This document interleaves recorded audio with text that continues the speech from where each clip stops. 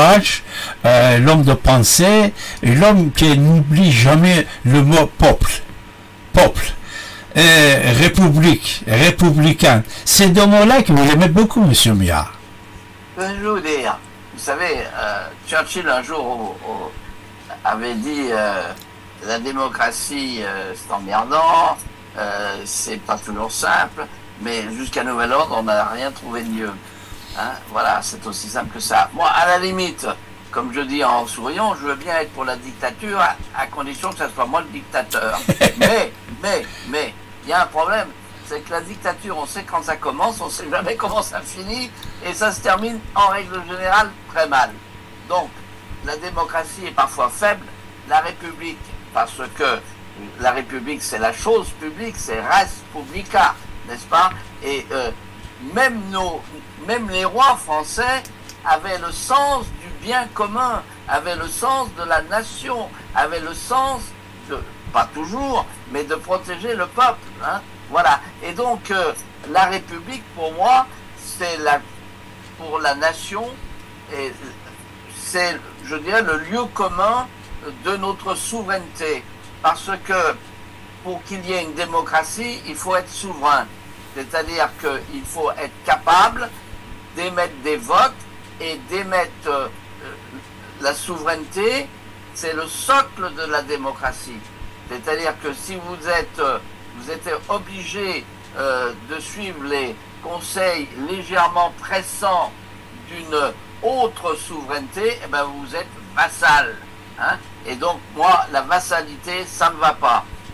Nous ne sommes pas un très grand pays, nous n'avons pas une population équivalente de la Chine ou de l'Inde, voire des États-Unis, mais je vais vous dire un secret, ne le répétez surtout pas. D'accord.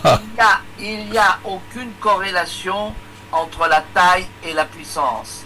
En réalité, et c'est un petit qui vous parle, c'est-à-dire que vous pouvez, à partir du moment où vous avez la cohérence interne, vous avez l'union nationale, eh bien vous pouvez, je dirais, faire plier un empire.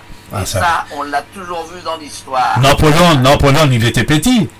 Ouais, il était petit, certes aussi, mais bon, il faut savoir au passage que Napoléon n'a jamais attaqué le premier. C'est les Anglais. Non, je n'ai pas dit qu'il a attaqué. Non, Napoléon, par contre, moi, monsieur le maire, je vous dis quelque chose. Malgré tous ces problèmes-là qui existent, qui viennent de ces deux mots-là que je vous ai expliqués, qui en donnent des informations qui n'est pas correctes aux gens, au peuple, comme histoire des Juifs, comme histoire de complot, comme histoire patati patata. Moi, j'aime beaucoup Napoléon, j'adore Jeanne d'Arc, et j'aime beaucoup Alain Delon. Vous voyez. Voilà, mais vous êtes un Gaulois culturel. C'est-à-dire que, je vais vous dire une chose, la culture française, elle existe, contrairement à ce que dit Macron, la faillite là. La culture française est une culture qui parle aux autres cultures du monde. Parfois, elle prend, justement, elle accueille dans son sein des hommes de l'art qui sont roumains, qui sont israéliens, qui peuvent être russes, etc. Elle est ouverte sur le monde, mais elle a son propre logiciel. Et cette culture, notamment la littérature française, qui est très riche, hein, concourt, je dirais, à donner un sens politique à la nation. C'est que moi, un jour, il y avait une de mes collègues du ministère des Affaires étrangères qui me dit si j'avais pas été française, j'aurais aimé être anglaise. Et je lui ai dit, mais une idée aussi ridicule ne m'a jamais traversé l'esprit. Parce que je suis français, parce que j'ai été élevé par une hussarde de la République, et qu'on m'a appris à aimer la France, et que je ressens dans la culture française la force d'exister et de concourir à ce que j'appelle le genre humain. Vous voyez, c'est que je me sens citoyen du monde parce que je suis français, parce que j'ai une culture française qui est forte et qui parle au monde. Hein. C'est aussi simple que ça. Et c'est pour ça que il faut les nations, c'est la base même de la démocratie. Et que chaque peuple doit trouver cette liberté dans le socle de la souveraineté, et puis petit à petit trouver. Alors bien sûr, nous on a commencé à la Révolution française, mais même avant, il y avait des rois qui avaient ce sens culturel français, et quand vous aviez un Philippe le Bel qui se laissait pas faire par le pape, eh bien c'est pas pour rien, c'est parce que c'était pas au pape de commander chez nous, hein, même si à l'époque tous les gens étaient chrétiens catholiques. Il n'en demeure pas moins que cette volonté d'existence, cette volonté de, comme le dit Hubert Védrine, il y a toujours eu en France une volonté de vouloir, et cette volonté de vouloir, eh bien, elle est assise sur cette culture française, ouverte sur le monde, mais avec un logiciel qui lui est propre. Monsieur le maire, vous savez, puisqu'on vient de parler de l'histoire et tout ça, si vous permettez, je vais le coller à quelque chose que vous aimez beaucoup, je sais très très bien. Vous savez, Gaulois, les Gaulois, parce que Charles de Gaulle croyait à ça. Charles de Gaulle, il était en contact avec mon père, et il aimait beaucoup l'Iran. Comme vous savez, Shah d'Iran, il était ici, plusieurs milliards de dollars on a aidé, on a donné à Charles de Gaulle pour le nucléaire, pour beaucoup d'autres choses, pour les centres commerciaux qui existent ici en France et tout ça. Et lui, en 1976, ou 65, il organise à Paris, à côté de chez moi je suis au 66 Champs-Élysées, un peu plus loin vous avez Grand Palais et le Petit Palais. Il a organisé là-bas avec André Marlot, ministre de Culture à l'époque, André Marlot, l'exposition de 7000 ans en Iran, en Perse. Et à cette époque-là, mon père, il avait envoyé un courrier pour Charles de Gaulle, et il parle, il dit comme ça, il dit mon compatriote à Charles de Gaulle. Et Charles de Gaulle, on peut le trouver, vous savez, Gilan. En Iran, il y a plusieurs provinces. À part des provinces anciennes comme Tadjikistan, Ouzbékistan, Kazakhstan, Afghanistan, qui ne sont plus avec l'Iran, mais Sétan, quand on dit Afghanistan, Tadjikistan, Sétan en perse, ça veut dire province. Tous ces pays-là, c'était province d'Iran jusqu'à il y a déjà 100, 150 ans, 180 ans. C'était l'Iran. Même il parle iranien actuellement. Tadjikistan, le président, c'est mon ami, il parle mieux que moi persan. Alors, et le Gaulois, ce sont des émigrés de Gilan, de mer Caspienne d'Iran, vers l'Europe. Quand on dit Indo-Européen, ça veut dire Iran, c'est là. Après, l'Espagne, ça vient de Séparan. Esfahan. Ça c'est l'histoire, ce n'est pas de la blague. Le preuve le plus important qu'on peut donner, monsieur le maire, c'est le statut de la liberté. Ici, Paul Mirabeau. Et la copie, c'est à New York. Et le statut de la liberté, c'est fait à l'image, puisque vous avez parlé de la Révolution française également, c'était fait à l'image de Mitra. Le premier déesse perse, qui est le nom de Mitterrand, maître, mage, le roi mage, tout ça, ça sort de Mitra. Et le bonnet Marianne, et tout ça, c'est l'image de Mitra. La Révolution française, on dit c'était fait par les francs-maçons, c'était fait par les disciples de Mitra. Ici à Angers, monsieur le maire, il y a déjà 7 ans. On a découvert une ville souterraine de temples de Mitra et de grottes de Mitra. La même chose, j'ai visité tout ça. Il y en a à Saarbrücken en Allemagne. Il y en a en Allemagne plusieurs temples de Mitra. Parce que, monsieur le maire, dernière chose, je vais finir. Vous savez, même l'agenda européen, calendrier 2000, nous sommes en 2024, jusqu'à l'année 500 et quelques, après la naissance de Jésus, c'était calendrier persan, ce que je diffuse depuis 40 ans, 7000 ans. Et la nouvelle an, ça a commencé avec 21, avec le printemps, le 21 mars. Monsieur le maire, on était tellement pressé de remplacer le christianisme à la place du mitraïsme en Europe, qu'ils ont oublié que décembre, qui est 12e mois de l'année, ça veut dire 10 décembre, c'est 10e mois de l'année. Et dans le calendrier de Mitra, c'est 10e. Novembre, c'est 9e mois de l'année, parce que chez les Perses, dans le monde entier, de Tadjikistan jusqu'à Israël, jusqu'à Turquie, Iran, partout, les Perses, partout, vous savez que la moitié du pouvoir en Israël, c'est des Iraniens actuellement, qui soient dans l'armée, dans la politique et tout ça, en Israël. Alors, tout ça, novembre, c'est 9e mois de l'année, mais on dit 11e. Et beaucoup d'autres choses. Et le 21 décembre, le jour de naissance de Mitra, ça existait chez les Perses depuis 7000 ans. C'est-à-dire, et ça, nous sommes compatriotes. Voilà.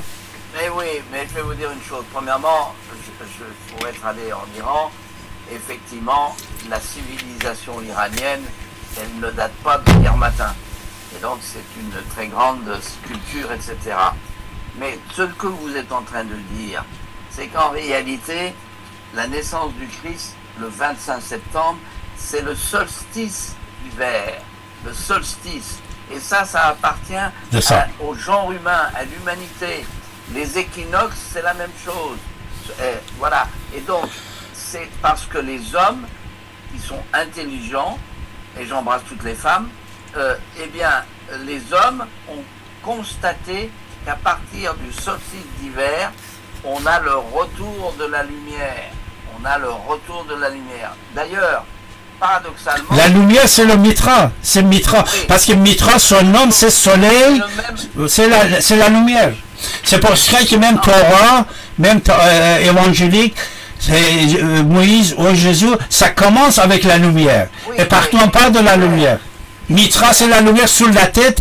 Et statue de la liberté aussi, c'est le soleil. En français, Noël, c'est pas Christmas. Noël, c'est No, qui vient du grec, qui est la nouvelle, et Helios.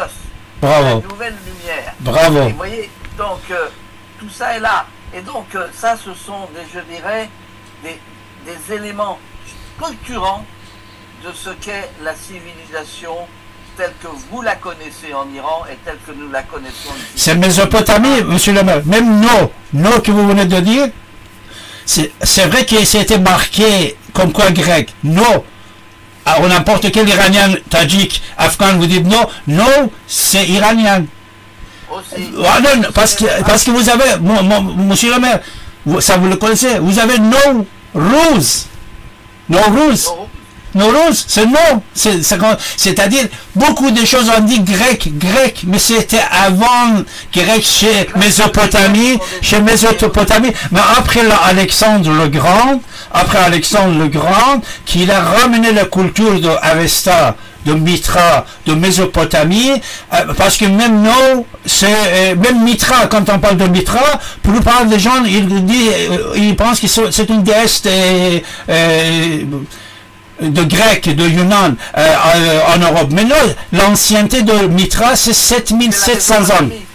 Mésopotamie, c'est Mésopotamie, bravo, exact. C'est la mère de nos civilisations, et nous en sommes aussi les héritiers.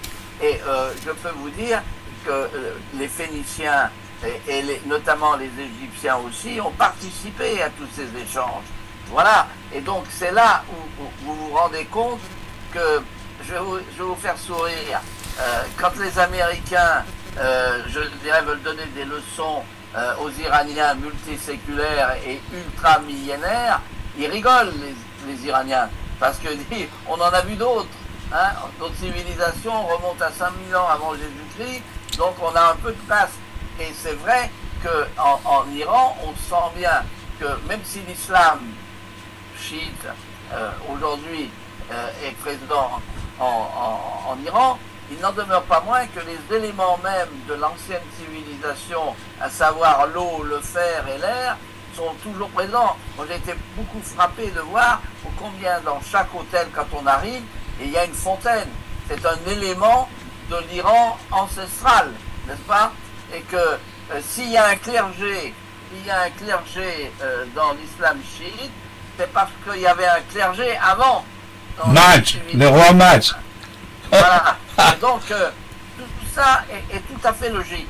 Mais ce qui me montre bien que ce soit pour l'Iran, que ce soit pour les Russes, que ce soit pour nous-mêmes, on existe par nous-mêmes. Nous sommes des nations. Et que ces nations, moi je souhaite qu'elles trouvent toute la démocratie, ce qui n'est pas toujours le cas dans un certain nombre d'États, mais il n'en demeure pas moins que la res publica, qui est la chose publique, doit être ancrée dans le socle de la souveraineté de chaque nation. Voilà. Mon cher David, c'est un grand progrès en avant. Bien sûr. Monsieur le maire, chaque fois qu'on parle avec vous, chaque fois que je vois que vous communiquez, que vous le faites à n'importe quelle occasion, Jacques Miard, il est présent, il donne son avis et il s'exprime et on voit le point de vue que vous avez qui est un peu différent avec les autres. Ça c'est formidable, c'est énorme. Alors, je ne vais pas vous prendre beaucoup de temps, mais si vous permettez, deux choses qui sont très importantes. Ça, première, c'est l'histoire de BlackRock, que vous connaissez BlackRock. Alors, BlackRock, c'est le groupe, c'est un groupe de... Attends, là tu me colles. Ah, c'est pas grave, c'est pas grave. Vous savez, monsieur le maire, je vous dis une chose. BlackRock, en arabe, ça veut dire Hajar al-Aswad. Hajar al-Aswad, c'est l'endroit que les musulmans, quand ils vont aller à la Mecque, ah oui. Oui, ça y est. Oui. Alors, ça, c'était fondé par l'argent des Saoudiens, par les Américains, puisque toujours... Alors, BlackRock, à côté de George Soros, il gère économie mondiale, puisque ce n'est pas de secret, ou même il dit ça à Davos chaque année, tout ça, ce n'est pas de secret. Par exemple, je vous donne un exemple. Vous avez Adidas et vous avez Puma. Les deux, c'est concurrent. L'un c'est républicain, l'autre c'est parti communiste, soi-disant. Mais ici en France, les gens qui sont vos ennemis, ce sont les gens qui sont de partis adversaires de Jacques Miard. Le gars qui est de parti adversaire, il a l'ordre de contester tout ce que vous faites. C'est-à-dire jamais... Non, c'est ça que je veux vous dire. C'est la règle que je veux vous dire, c'est ça. Mais ici, dans le BlackRock, il gère toute l'économie mondiale, qui soit Adidas, Puma, qui soit beaucoup d'autres choses. L'achat et vente. Il y a un reportage que nous diffusons, c'est fait même par les Américains. Alors vous pouvez taper BlackRock, c'est 1h30, regardez. Regardez, pendant 7 ans qu'il y avait la guerre Yémen-Arabie Saoudite, l'armement s'était vendu à tous les deux côtés par BlackRock. C'est BlackRock qui vend. Actuellement, l'argent pour toutes les guerres s'est déplacé par les mêmes maisons de finances. Pour ça, vous avez 100% raison de contester la guerre en Ukraine, puisque même, il ne faut pas oublier, le 26 février, le jour de commencement de la guerre d'Ukraine, tout le monde a oublié ça aussi. C'est Biden qui a annoncé la date. Ce n'est pas Biden, il a annoncé la date, il a dit, moi je crois que c'est le 26 février que la Russie va attaquer l'Ukraine. Vous voyez, c'est-à-dire, c'est le destin, c'est le projet, ce n'est pas de complot, c'est de projet, il écrit, moi je le sais, vous le savez, les autres ils savent, ce n'est pas le destin aussi, le destin, c'est pas Allah le Dieu, n'existe pas Allah qui écrit, c'est les gens qui écrivent. C'est les gens qui écrivent, ils créent les religions pour manipuler les gens. Alors, l'important c'est ça, monsieur le maire. Parce que tous les ONG également, de l'argent, ça passe par là. C'est ça que je crois et j'aime bien, je sais très bien que tous les Saint-Esprit vont être contents de dire la vérité aux gens, que destruction, le but de nouvelle économie mondiale, c'est la destruction et derrière il y a construction. Dans tous les deux cas, c'est les mêmes compagnies internationales qui ont gagnant, qui travaillent. Pour destruction, pour construction. Après tout ce qu'on dit, le but, pourquoi on a fait la guerre, Saddam Hussein, Khomeini, Poutine avec Zelensky, il est drogué, l'autre, tout ça, c'est les branches qui nous éloignent de la vérité et les racines. Jacques Miard, qui est quelqu'un d'exception, dans les idées, dans les pensées, dans les actes courageux que vous avez fait, que vous faites. Il faut dire la vérité au peuple, que le peuple n'entre pas dans le vague de Hollande, dans le vague de Macron. Moi, j'aime bien Macron, je vous cache pas. Avant qu'il devienne président, on était ensemble. Je dis, tu es prochain président de la France. Puisque la jeunesse, on est jeunes, hein, moi et vous, s'il y a des gens, ne vous inquiétez pas. Mais, c'était des projets, c'est des projets. C'est ça que je veux vous dire. Mais pour que les gens ne tombent pas dans le vague, qu'aujourd'hui, il vote Chirac, le lendemain, il dit qu'on après un mois, même pas avant 100 jours, contre Chirac. Après un mois, contre Hollande. Après un mois, contre Sarkozy. Même Sarkozy, on va le mettre en prison. Même, et c'est pour que les gens ne tombent pas dans le vague, il faut les gens comme vous creusent les racines et donnent la racine aux gens. Mais le problème, c'est que, effectivement, destruction, reconstruction, mais qui paye? Eh bien, ce sont les pauvres gens qui payent derrière à reconstruire. Et c'est là où il y a manipulation. Parce que, effectivement, on voit bien, par exemple, l'Union européenne a voté des crédits pour plusieurs années de 50 milliards d'euros. Les Américains, avec les armes, ont cassé, et maintenant, c'est les Européens qui vont reconstruire. Non, c'est les sociétés internationales, ce n'est pas les Européens. C'est international, l'argent, il va aller à la poche des Américains, comme BlackRock, c'est américain. Qui va financer? C'est les contribuables européens dans leur ensemble. Il ne faut jamais oublier que l'argent, elle ne vient pas du docteur Faust, elle tombe des... C'est ça que je dis, voilà, c'est ça qu'il faut. C'est les contribuables. Bravo. Donc, les multinationales vont reconstruire, financées par les contribuables pauvres et endettés que nous sommes. Bien sûr. Voilà, mon cher David. Et le peuple, il paye. Et quand il travaille, il touche 1500 euros par mois. De l'autre côté, les multinationales, c'est des milliards.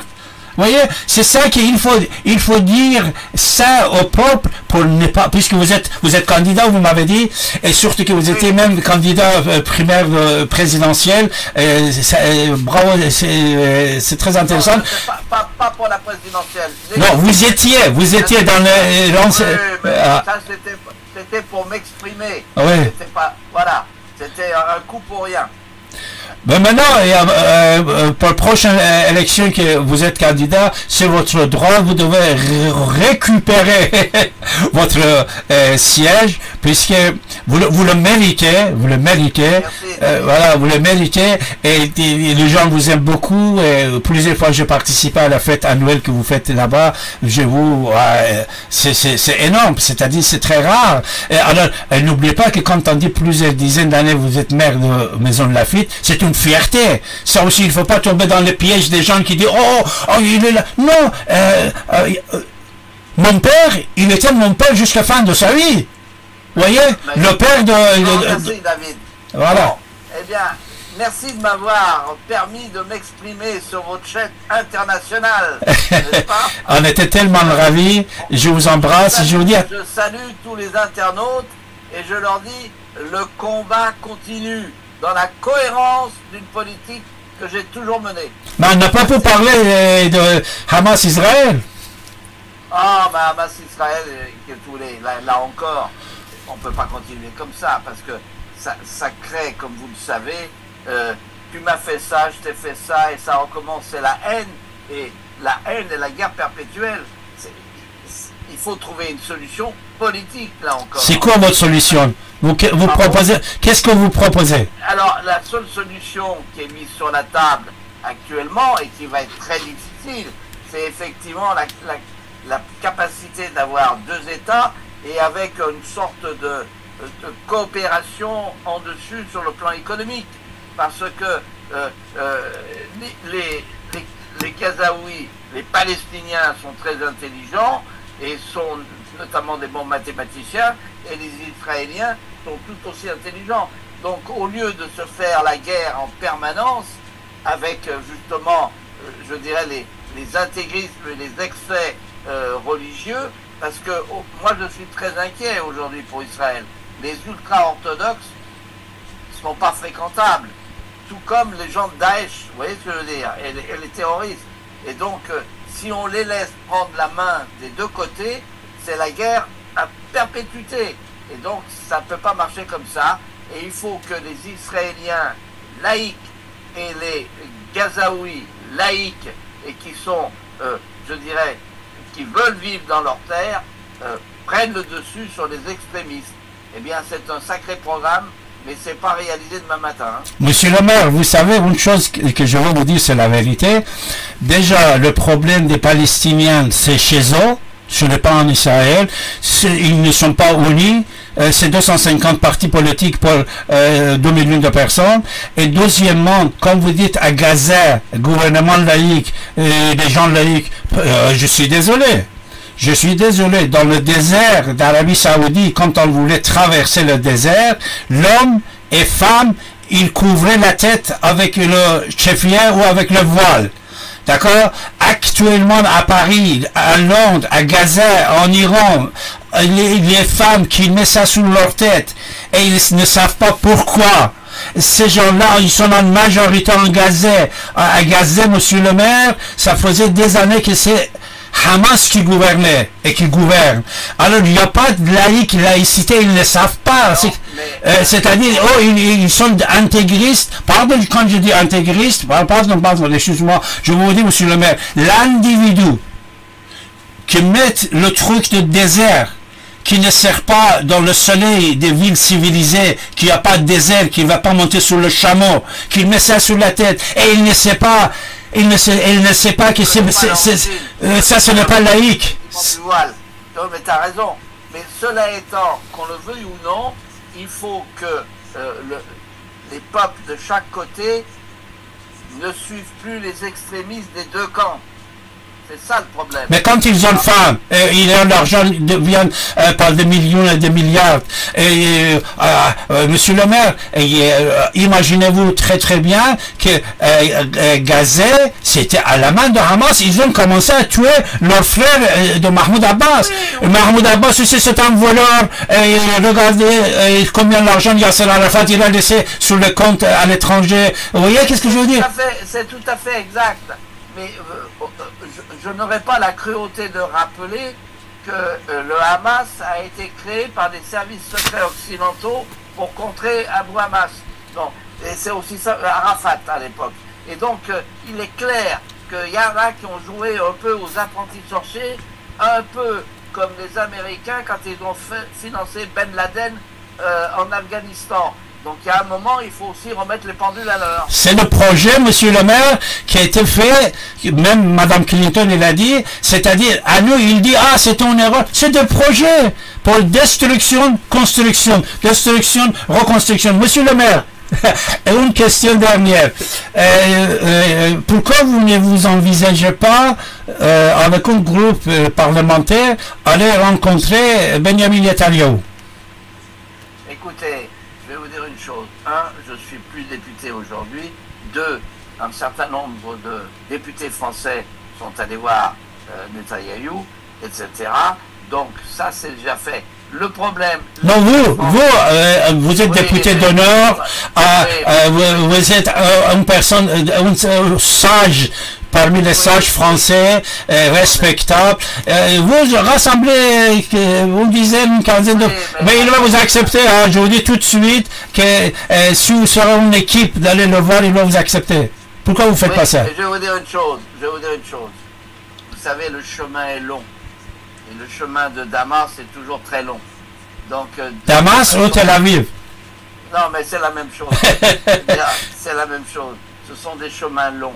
Donc, il faut avoir une politique cohérente, continuer à passer les idées que nous passons. Mais je sais très bien que ça ne va pas être si facile parce que aujourd'hui, des deux côtés, ce sont les ultras qui gouvernent.